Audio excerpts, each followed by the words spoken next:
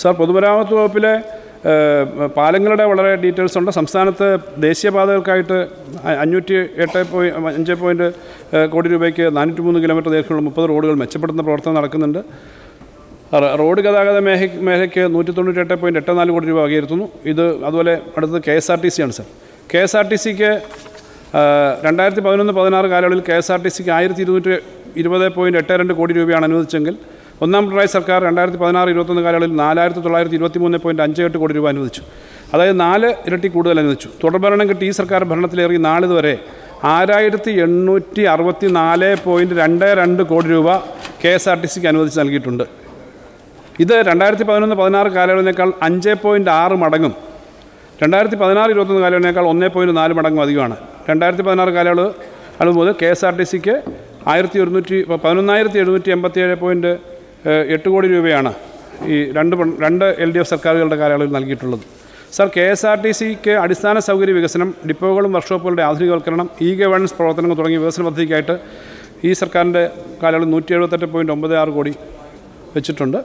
Sir, 2024 ആരംഭത്തിലുണ്ടായിരുന്ന ദിവസേനയുള്ള off road ബസ്സുകളുടെ എണ്ണം 900-ൽ നിന്നും 500-ൽ താഴെയാക്കി കുറയ്ക്കാൻ കഴിഞ്ഞിട്ടുണ്ട്.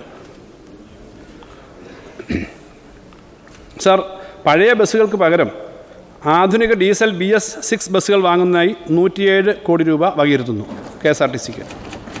സർ, ഇടുക്കി ജില്ലാ ആസ്ഥാനത്ത് ചെറുതോണിയിൽ KSRTC ഡിപ്പോ പ്രവർത്തനക്ഷമമാക്കി ബസ് സർവീസുകൾ ആരംഭിക്കുന്നതിന് ഈ വർഷം തന്നെ ആരംഭിക്കും. അതിനാവശ്യമായിട്ടുള്ള തുക വകയിരുത്തിയിട്ടുണ്ട്. മാത്രം പറഞ്ഞാൽ മതി. സമയത്തിൻ്റെ ഇനിയും സർ, ഹൈഡ്രജൻ ഇന്ധന വാഹനങ്ങൾ പൈലറ്റ് ചെയ്യുന്നതിനും ഇലക്ട്രിക് വാഹനങ്ങളെ ജനപ്രിയമാക്കുന്നതിനും ഹരിത ഗതാഗത സംരംഭങ്ങൾ നിറവേറ്റുന്നതിനും പ്രവർത്തനങ്ങൾ മെച്ചപ്പെടുത്തുന്നതിനായി മൊബിലിറ്റി പ്രൊമോഷൻ ഫണ്ടിന് 8.56 കോടി രൂപ വകയിരുത്തുന്നു. Palakkad Chittur private bus stand നിർമ്മാണത്തിന് 2 കോടി രൂപ വകയിരുത്തുന്നു.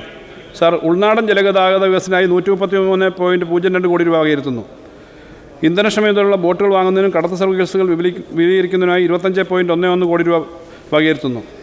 തീരദേശ ഉദ്ഘാടന നാവിഗേഷൻ വകുപ്പിൻ്റെ പ്രവർത്തനങ്ങൾക്കായി 95.27 കോടി രൂപ വകയിരുത്തുന്നു.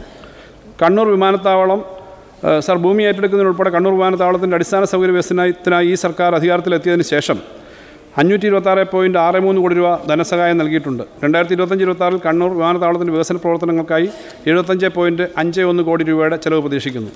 സർ, 25-26 സാമ്പത്തിക വർഷം കൊച്ചി മെട്രോയ്ക്ക് 289 കോടി രൂപ ലഭ്യമാക്കുന്നതാണ്. കൊച്ചി മെട്രോ ഫേസ് 2 പദ്ധതി തയ്യാറാക്കുന്നതിന് നടപടി സ്വീകരിച്ചു വരുന്നു. കൊച്ചിയിലെ സംയോജിത ജലഗതാഗതത്തിൻ്റെ EAP ഘടകമായ 159.60 കോടി രൂപ വകയിരുത്തുന്നു. സർ, അടിയന്തര സാഹചര്യങ്ങൾ നേടുന്നതിനും വിനോദസഞ്ചാരത്തിനുമായിട്ടുള്ള ഹെലിപ്പോർട്ടുകളും ഹെലിപ്പാഡുകളും വികസിപ്പിക്കുന്നതിന് 10 കോടി രൂപ വെക്കുന്നു.